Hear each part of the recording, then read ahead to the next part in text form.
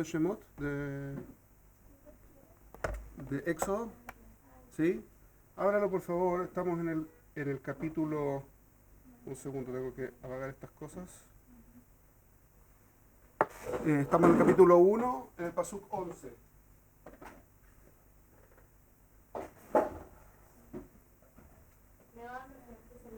Ya está bloqueado.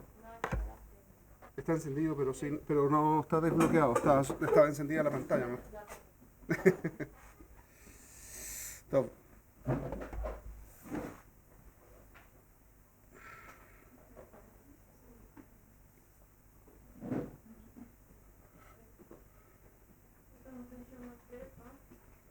En el primer capítulo estamos en el versículo 11.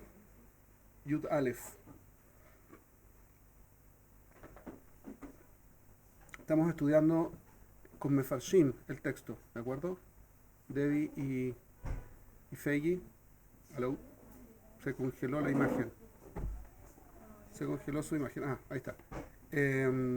Estamos estudiándolo con Mefarshim, con los exégetas, las explicaciones de los distintos ramanim, ¿ok? ¿Cómo están? El pasuk dice así: Vaecimo alav sare misim lema'an anotó besivlotam. Y pusieron sobre él sare misim, que son ministros de los impuestos, ministros de impuestos, lema'an anotó besivlotam, para afligirlos con sus sivlotam. Sivlotam no son sevel, sablanut, ¿sí? ¿Qué significa sivlotam? Lisbol, sablanut y todo eso. Sablanut lo traducimos como paciencia, pero ¿qué significa la palabra? Sivlotam, esa ayuda no va. Sivlotam, ¿sí? Ese es el shoresh, ¿ok? Entonces el shoresh es sevel. Sevel, ¿qué significa? No es sufrimiento exactamente. ¿Qué significa literalmente? Vamos a tratar de encontrar el sentido real de la palabra primero, para poder entender bien el pasuk. Paciencia, que es la idea de sablanut. ¿Qué es lo que es paciencia? Según si fuese algo, un sufrimiento, ¿qué sería sablanut? Si sevel, ¿sí? Es un sufrimiento, entonces sablanut, ¿qué es lo que sería?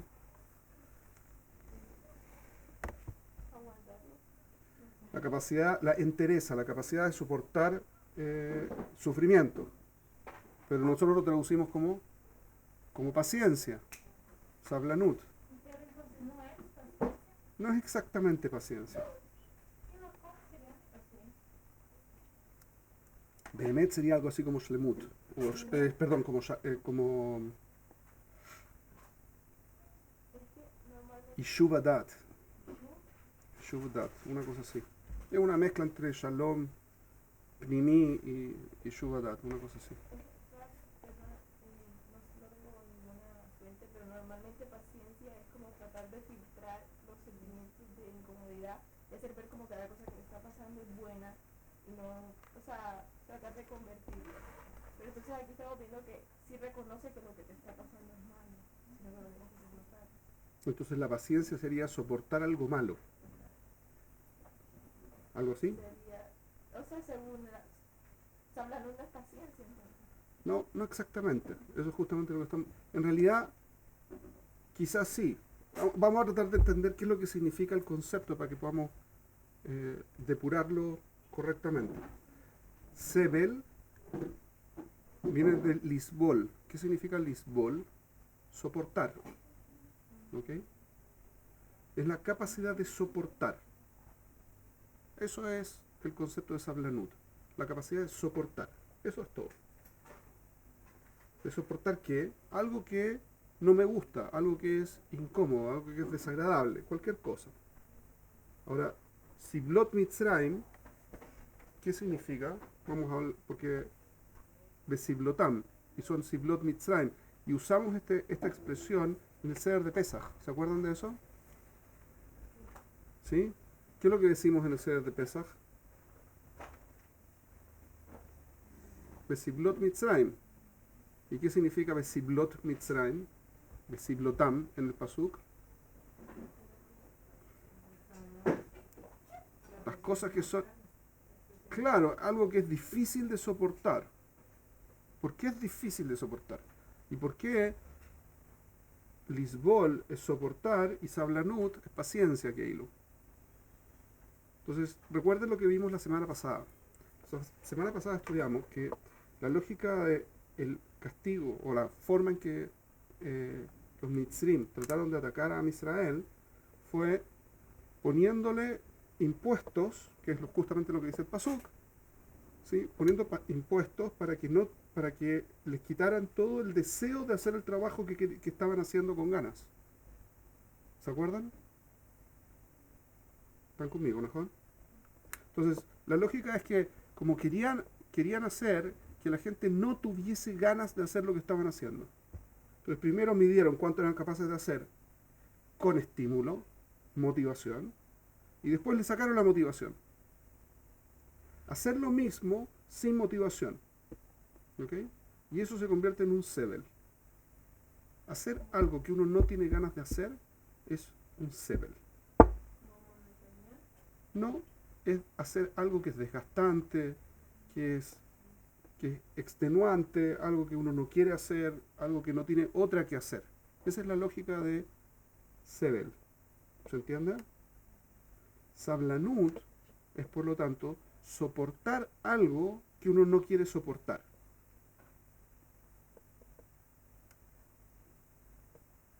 Tener la capacidad de soportar la frustración de que las cosas pasan. ¿Ok?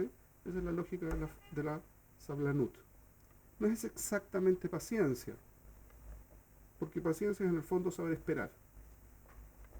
Esto no es solamente saber esperar, es saber soportar que las cosas no son como uno quiere que sean. Un poco más que eso. ¿Ok? Lema'an anotó Besiblotam, para humillarlo con sus siblot, con estas cosas que no quieren hacer y que no les queda otra que hacer. ¿Ok? Entonces, ¿qué es lo que estaban haciendo los Mitzrim? Estaban tratando de humillar al pueblo. ¿Por qué humillarlo? Vale, cuando uno hace algo que no le queda otra que hacer, ¿por qué eso es humillante?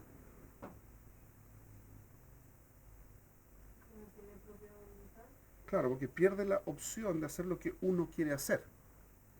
Y eso es humillante. Cuando uno siente que no tiene la opción, ustedes se miran así y se... Cuando uno tiene que hacer cosas y siente que no tiene opción, entonces uno se siente humillado. Ese es el concepto. ¿Ok? La humillación no viene de que me hacen algo, que alguien me hace algo, sino de la sensación de que no tengo opción sino soportar lo que tengo encima. ¿Ok? Así que ya aprendimos dos conceptos interesantes del Pasuk. Vaivem arei miskenot, le faraó el Pitom de Ramsés. Buenas tardes, ¿cómo están?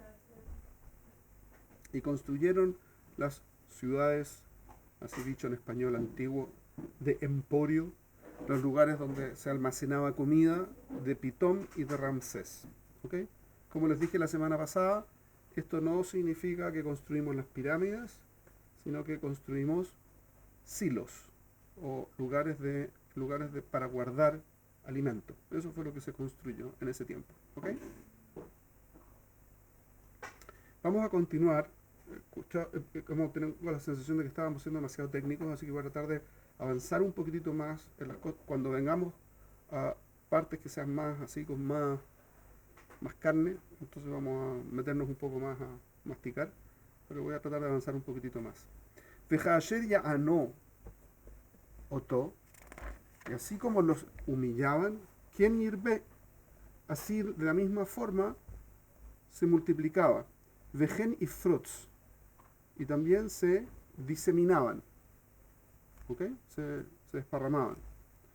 Vayakutsu mimenu bene Israel. Mi pene bene Israel. Y se asquearon frente a los hijos de Israel. ¿Ok?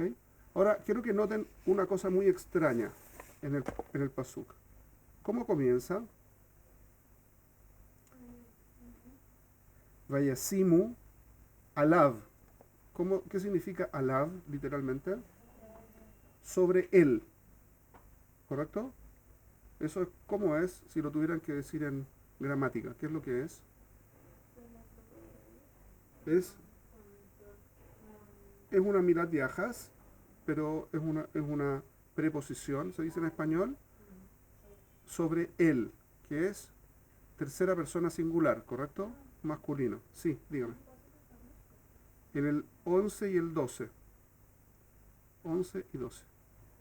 Entonces, la primera están hablando en tercera persona singular, masculino.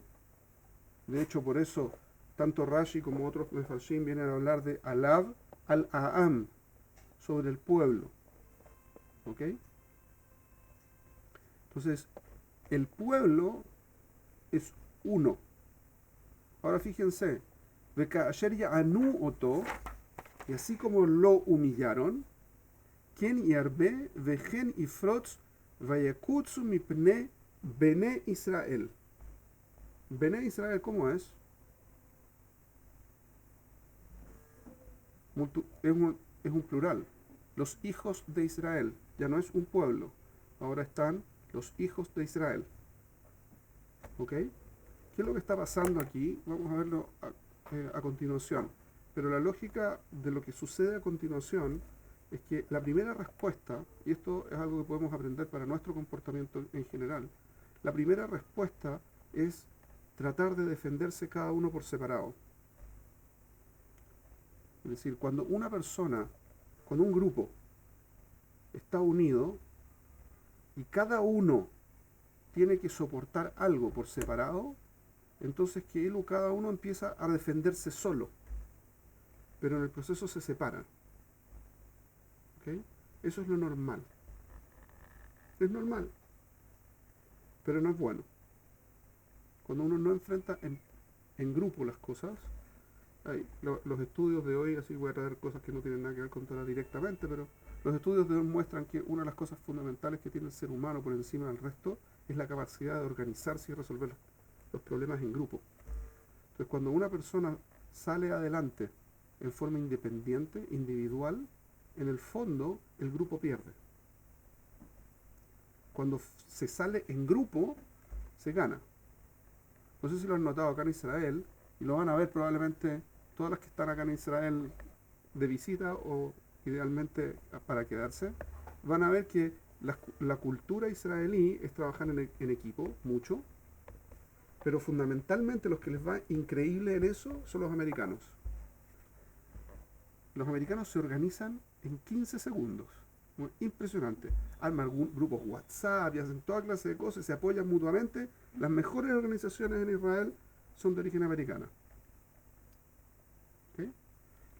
Los latinos, y esto se los doy como un dato y es importante que lo recuerden, a ver si lo podemos cambiar. Los latinos tendemos a estar separados. Y como nos tendemos a separar y a no organizarnos, somos el hermano pobre de todo el resto de los pueblos. Son los que peor nos organizamos somos los latinos. ¿Okay? Y de hecho, en general, tenemos peores sueldos y peores condiciones. Los latinos que tratan de insertarse, tratan de olvidarse que son latinos. Igual se siguen reuniendo con latinos, igual tratan de mantenerse pero sin organización social. Entonces, esto es algo importante que uno tiene que recordar. Cuando uno está pasando mal, no tiene que aislarse. Y es una situación normal. La gente cuando empieza a deprimirse, pierde la motivación, tiende a aislarse. Y eso no es sano, no es bueno. ¿Okay?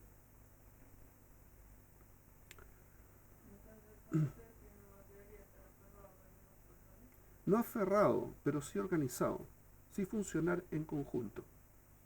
Porque cuando uno trabaja en conjunto, tiene más oportunidades de resolver los problemas que trabajando solo. ¿Okay? Y resulta que Kadosh Baruj Hu se dedicó a hacer que el primer plan de los Mitzrim, que era humillarlos y a través de que se humillaran, les bajara la reproducción, eso lo vimos la semana pasada, entonces eso no les resultó. Pero aparte pasó otra cosa, Frotz, y se distribuyeron, como se diseminaron. Recuerden que cuando llegó Yosef, ¿sí? Perdón, cuando llegaron los hermanos, Yosef les dijo que le pidieran al faraón que fueran a un lugar separado. ¿Se acuerdan? En Parashat Vaigash. ¿Y qué fue lo que pasó? El faraón les dijo, quédense en la tierra de Goshen. Yosef ya había decidido que tenían que quedarse en la tierra de Goshen. Jajamín preguntan por qué era importante que estuvieran en Goshen y separados. ¿Y qué fue lo que le fueron a decir? Nosotros somos pastores, somos hijos de pastores, nietos de pastores, lo único que sabemos hacer es pastorear animales. Así que por favor danos un terreno donde podamos pastorear. ¿Por qué? Porque para los egipcios era asqueroso una persona que se dedica a pastorear. ¿Por qué? Porque las ovejas y las cabras eran parte de los ídolos de Egipto. Entonces una persona que se dedica a shejitá y a comerse el ídolo era alguien despreciable dentro de la sociedad egipcia. Hace muchos años atrás, cuando vine por primera vez a Israel, pasé por Egipto. Fui a dar una vuelta en Egipto, creo que les conté. Fui a Luxor. En Luxor hay un templo, el templo al dios carnero. Increíble, todavía está. Increíble. Y tiene una hilera así de carneros a los costados. No sé si tengo por ahí una foto, se las traigo. Pero es muy impresionante. Tienen carneros toda la fila hacia atrás. ¿Ok?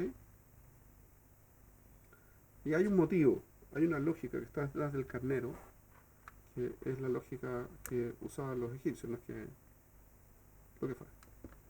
No nos vamos a poner a hacer idolatría acá. El punto es que esta gente aborrecía al que se dedicaba a criar, a hacer shejitá y aprovechar a los animales que son los dioses. Como hoy en India no se puede utilizar a las vacas, porque las vacas son una de las partes del culto idólatra en India son las vacas. Hay ratones, hay bichos, hay todas las cosas, como 2000 tipos distintos de idolatría ya, pero una es las vacas, y por lo tanto lo más que pueden hacer es sacarles leche. Más que eso no pueden hacer con las vacas. No pueden hacerlas trabajar, no pueden hacer nada. Y es un país pobre que podría aprovechar a las vacas, pero no las pueden aprovechar porque es parte de la cultura.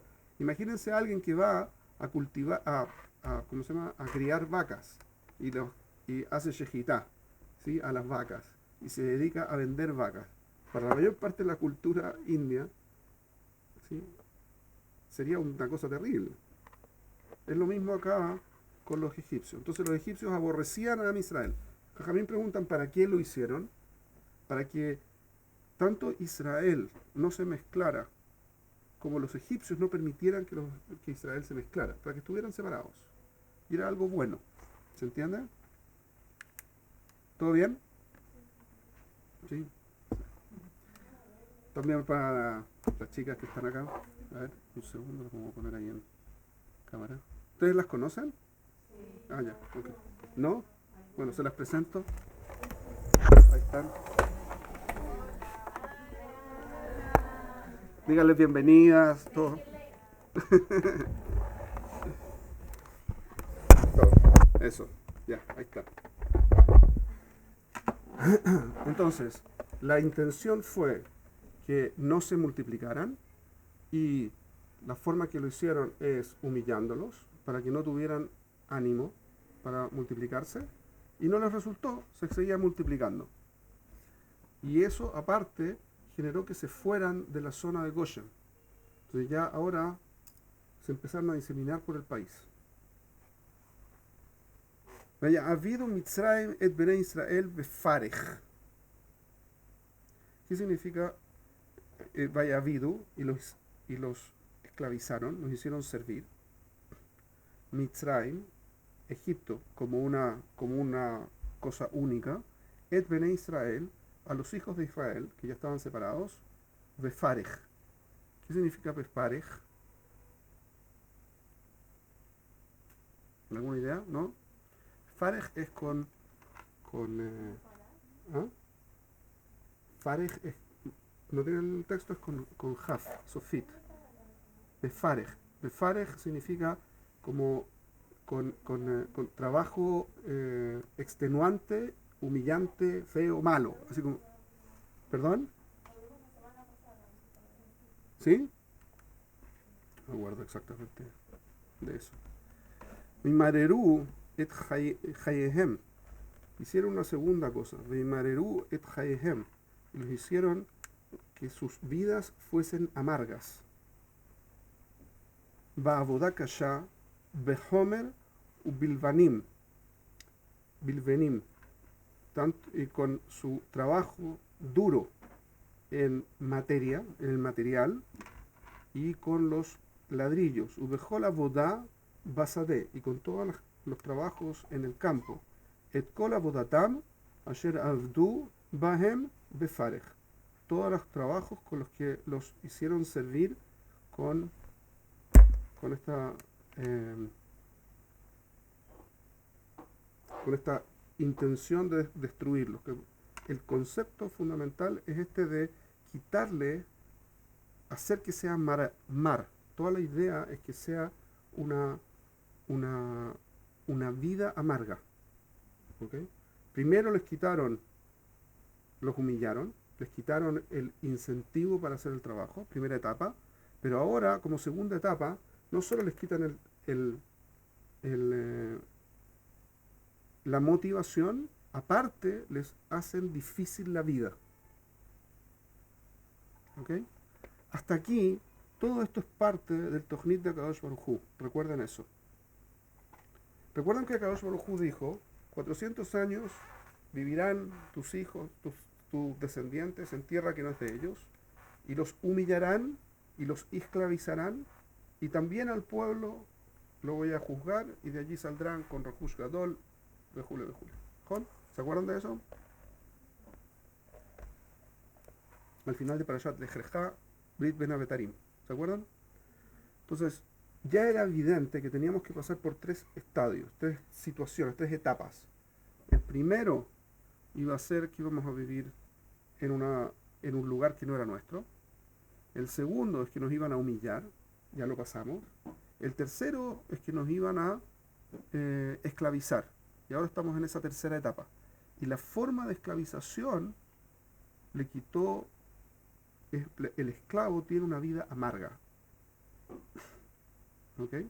Ese es como el concepto. ¿Qué es lo que significa que un esclavo tiene la vida amarga? ¿Por qué tiene la vida amarga un esclavo?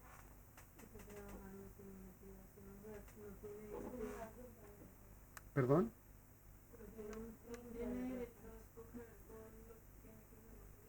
Pero perdón, eso es lo mismo que pasó en la primera etapa.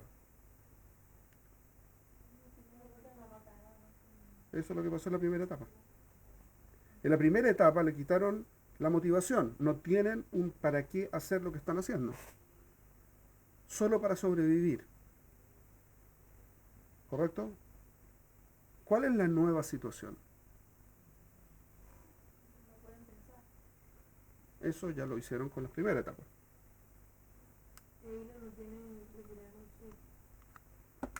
Esa fue la primera etapa. Eso es la primera etapa. Eso es la primera etapa.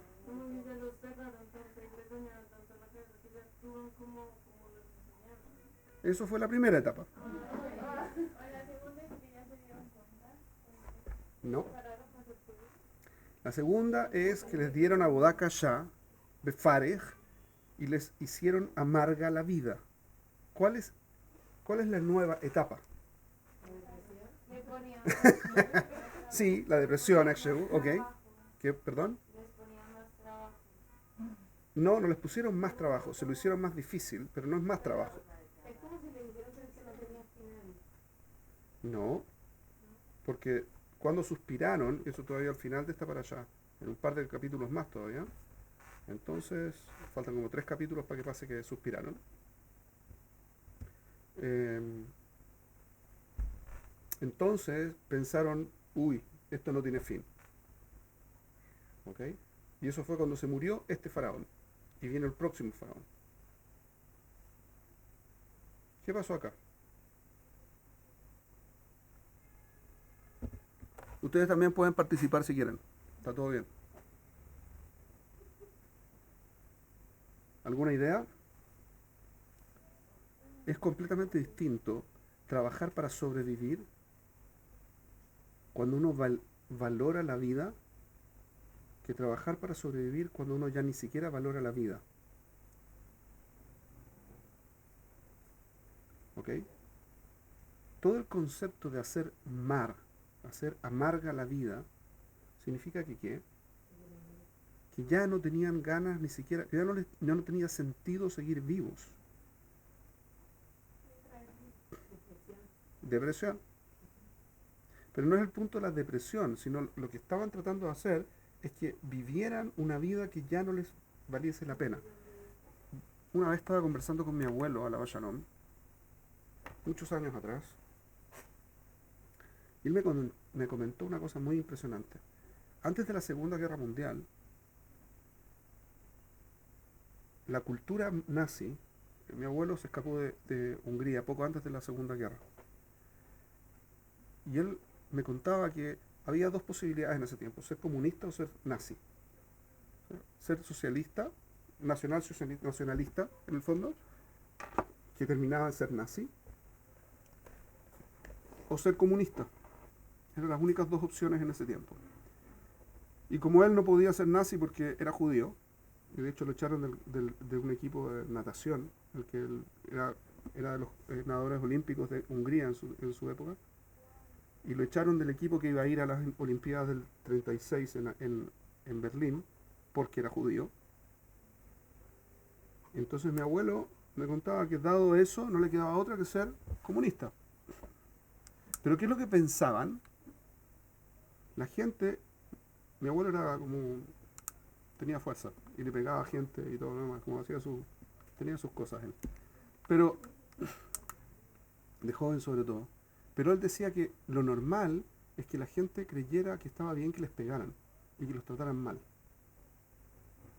que se lo merecían. Porque tanto el movimiento comunista como el movimiento nacional socialista, los dos hablaban mal de los judíos. Entonces los judíos éramos malos, no importa por qué lado vinieran. ¿Ok?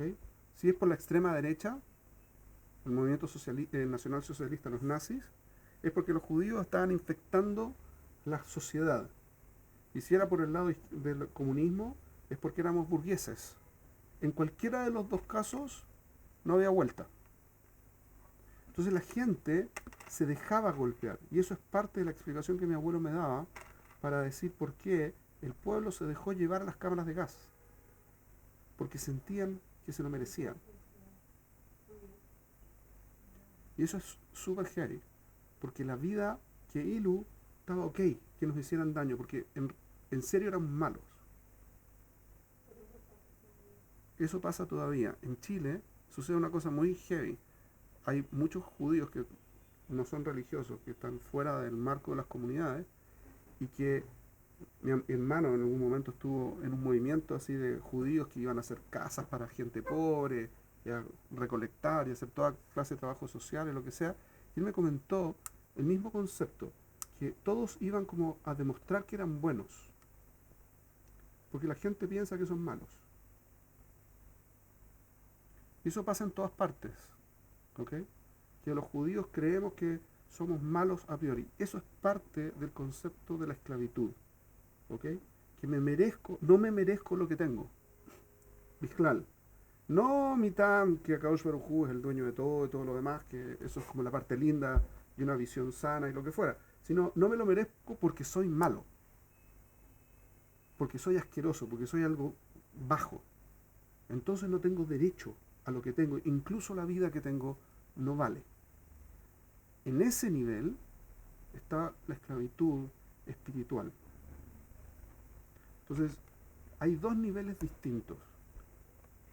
Y de esto, como es interesante que conversemos un segundo. Hay dos tipos distintos, dos procesos distintos. Uno es sentirse humillado. Sentirse humillado significa, por un lado, que tengo que hacer cosas o soportar cosas que no quiero soportar. ¿Ok? Alguien me grita algo feo y no supe responder. Tengo que soportar la situación. Esa es la idea de estar humillado. Pero eso no me quita la Bejira Hofshit. Y eso no me quita el nivel de todavía soy un ser humano, que estoy humillado, estoy dolido, pero que sigo siendo alguien.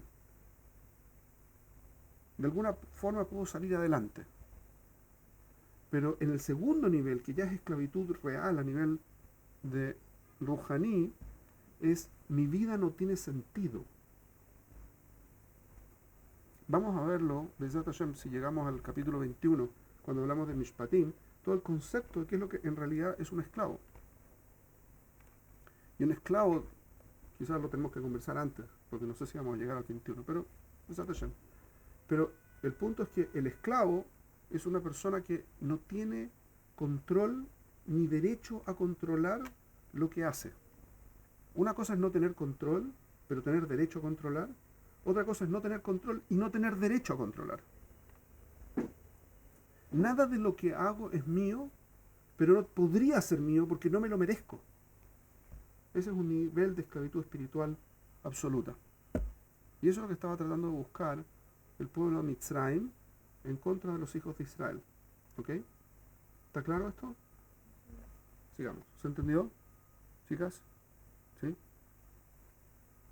La idea acá es que todas las preguntas que quieran hacer, las puedan hacer. ¿Ok? Por si acaso.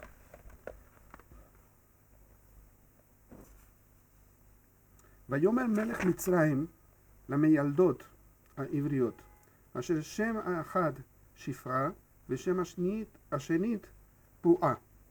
ויאמר בילדיכם את העבריות וראיתן על האבניים אם בן הוא ועמיתן אותו ואם בת היא וחיה. Dice, y entonces le dijo el faraón a las matronas hebreas. El nombre de una era Shifra y el nombre de la segunda era Pu'a. ¿Okay? Y es famoso que Shifra Shifra era Yochebed y Pu'a era Miriam. ¿Okay? Ahora fíjense que estamos como 30 años dentro de la esclavitud ya. ¿Ok? ¿Por qué? Saquen la cuenta como del periodo más. Estamos en el año 127 o 128 del periodo de esclavitud. Ya han pasado el tiempo que murieron las tribus y después de eso han pasado unos 40, 50 años más. ¿Por qué? ¿Qué edad tenía Miriam cuando murió? 123 años. ¿Cuántos años antes que Moshe murió?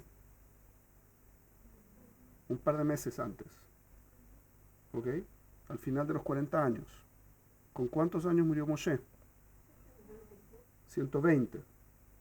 El día en que cumplió 120. O sea que Miriam era 3 años mayor que Moshe. ¿Ok? ¿Estamos claros? Ya. ¿Cuántos años tenía Moshe cuando salimos de Egipto? 80. Lo dice para Shat Vaera. ¿Ok? Eran 80. Entonces, hacía 80 años antes, tiene que haber sido 80, 81 años antes de esto, ¿sí? 82 años antes de esto, porque Miriam estaba. Ahora, Miriam iba a ayudar a los bebés y les decía pu, pu, pu, y por eso se llamaba Puá. Extraño, ¿no? tenía 1 año y ayudaba a criar a los bebés y ayudaba a la partera. ¿Y cuál era la partera? Yochebed. ¿Qué edad tenía Yochebed para entonces? Tenía 127 años. Saque la cuenta, porque nació Benajomot cuando entraron los hijos, cuando entró Jacob y sus tribus, ¿sí? Entraron a Mitzrayim. Cuando cruzaron la frontera nació Yochebed. ¿Ok? ¿Cuántos años estuvimos en el exilio, en Mitzrayim? 130. Perdón, 210. ¿Correcto? ¿Está bien? 210. ¿Cuántos años antes nació Moshe? 80. O sea que tenía 130 años cuando nació Moshe. Y si esto fue 2 años antes, o 3 años, 2 años y tanto antes, entonces tenía 128, 127, 128 años. ¿Ok? ¿Estamos de acuerdo? ¿Los cálculos? O sea que es extraño. La partera tenía 128, 127, 128 años y tenía una hija de 1 año que le ayudaba a arreglar a los bebés cuando ella iba a trabajar. Extraño. Y el faraón le habló las dos.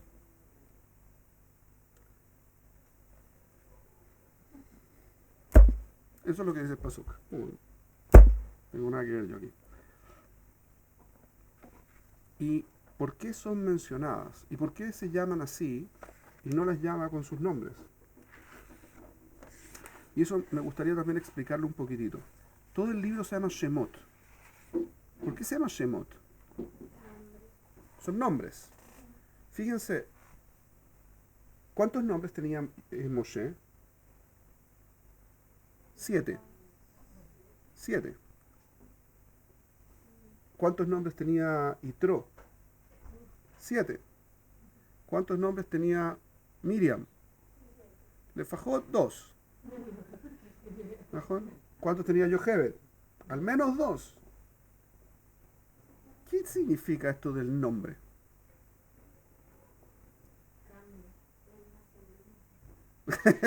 O sea que iba cambiando el mazal. Tenía como 7 mazalos distintos, dependiendo del día.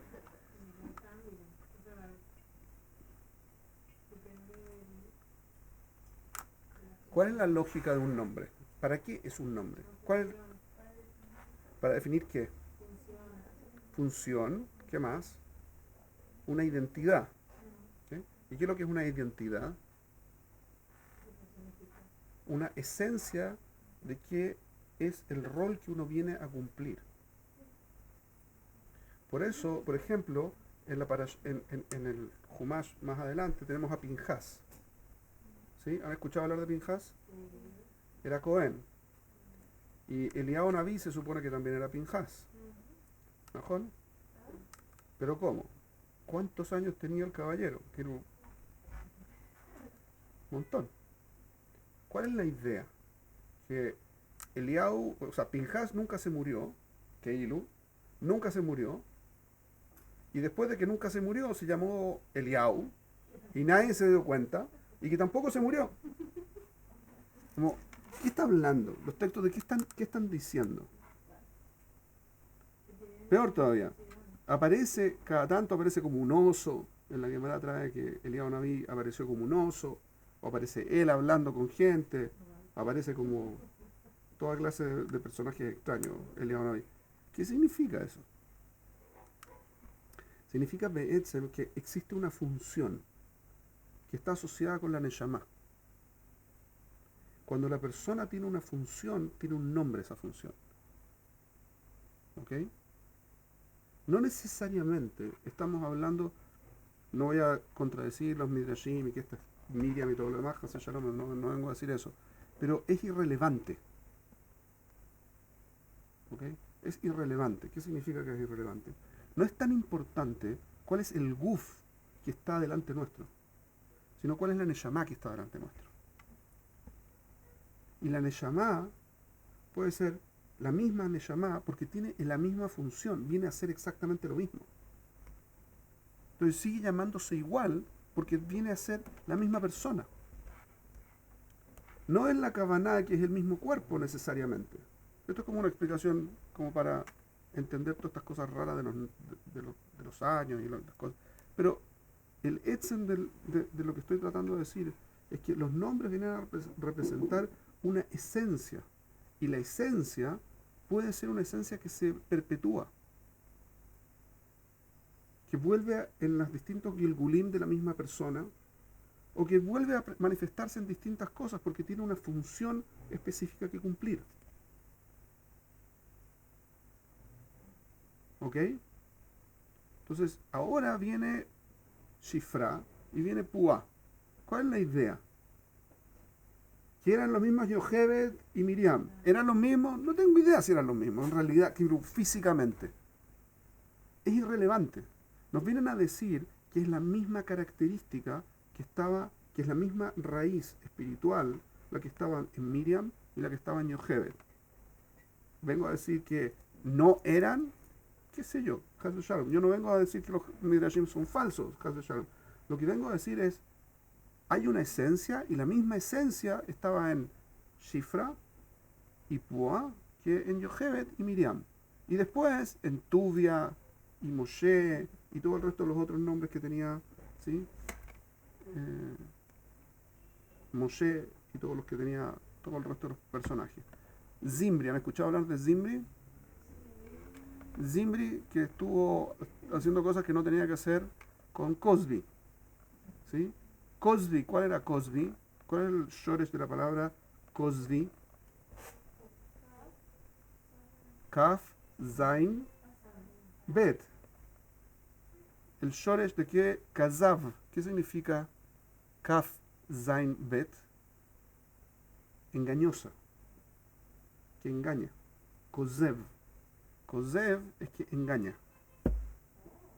Oh. ¿Y qué es lo que significa Zimbri? Zimbri en el Lashon, Zimbra. ¿Qué significa Zimbra? Como Zamar. ¿Han escuchado hablar de los Zamarim? Los cantantes. Es gente alegre que se lo pasa cantando. ¿Sí? Esa es la idea. Zamar es una persona alegre, que canta, que expresa su alegría cantando. Esta era una persona súper alegre. Y Laray se metió con una chica que lo engañó. Y llevó con él, con su intención de zimbra, de hacer alegría y estar bien con todo el mundo, cometió una transgresión y llevó a toda su tribu, no solamente a su tribu, pero fundamentalmente a su tribu, a perder un montón de gente. ¿Ok? ¿Cómo se llamaba en realidad Zimbri? Vean los Mefarshim. No se llamaba Zimbri. Pero en la función específica que cumplió en ese momento fue Zimbri. ¿Se entiende el concepto? Entonces lo que vengo a decir es que los nombres tenemos que prestar atención, porque los nombres que traen, y vamos a ver muy curiosamente con Moshe. ¿Cómo se llamaba Moshe cuando nació? Tuvia. ¿Y por qué lo llamamos Moshe? El nombre que le puso el papá y la mamá, ¿cuál era? Tuvia. Entonces, ¿por qué lo llamamos Moshe? ¿Quién le puso el nombre Moshe? Batia, que era la hija del faraón. ¿Cuántos meses tenía Moshe cuando nació? Cuando Batia lo tomó. 3 meses.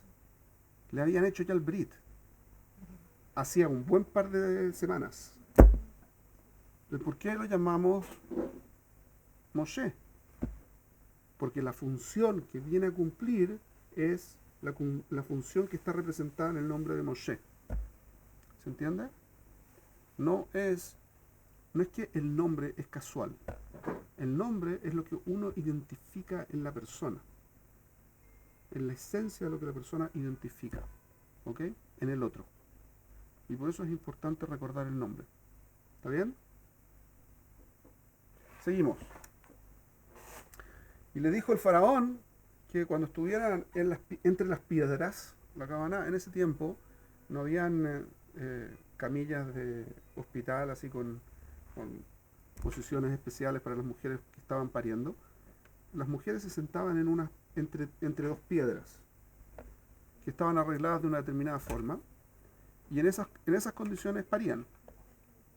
¿Okay? Baruch Hashem ha pasado un poco la tecnología avanzada, las camas son un poquitito las camas son un poquitito más cómodas que las que eran entonces las formas de parir. Pero esa era la forma. Se sentaban entre dos piedras especiales que las ponían en una posición especial y ahí parían entre medio las piedras. La única persona que estaba ahí con la mujer era la partera. Entonces el faraón les dijo a las parteras judías, hebreas,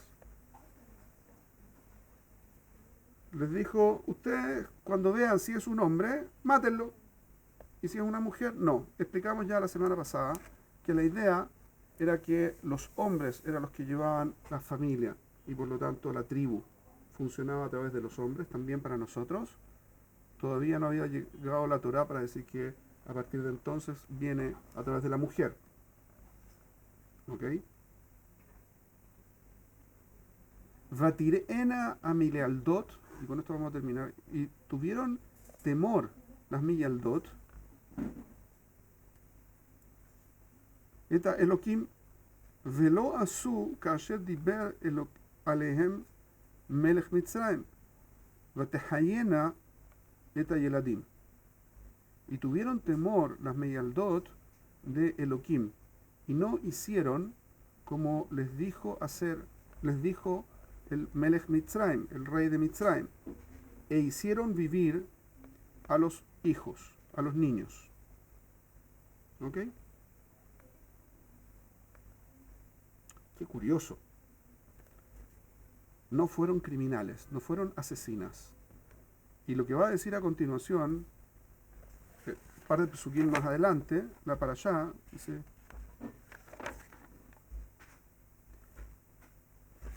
dice la para allá en el Haf, el pasuk Haf, dice Vayetev Elohim la meyaldot veirev Aam ve'atzmo me'od. Perdón, antes de eso. Que las convirtió en casas. Aquí está, Jaf Aleph. Vaiki yar'u ameyaldot eta Elohim vaya'as lahem batim. Y las convirtió en casas. O sea que las Meyaldot tuvieron temor y Hashem les dio el premio de convertirse en casas. Kavaná, como una casa de Melujá, una casa de Keuna. Una fue de la que salieron los Kohanim y otra de la que salieron los reyes de Israel. ¿Okay? Porque no mataron a los niños. ¿Cuántos de ustedes les gustaría matar a varios niños al día? ¿Cuántas personas están en condiciones de matar a los niños? Muchos niños, para salvar la vida. ¿Cuál es la lógica? Se me pasó un poquitito la hora.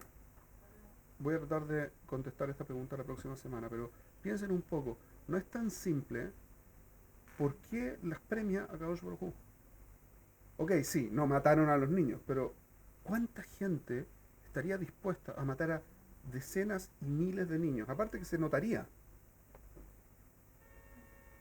O sea, en cualquiera de los dos casos terminaría siendo evidente que ellas están matando a los varones.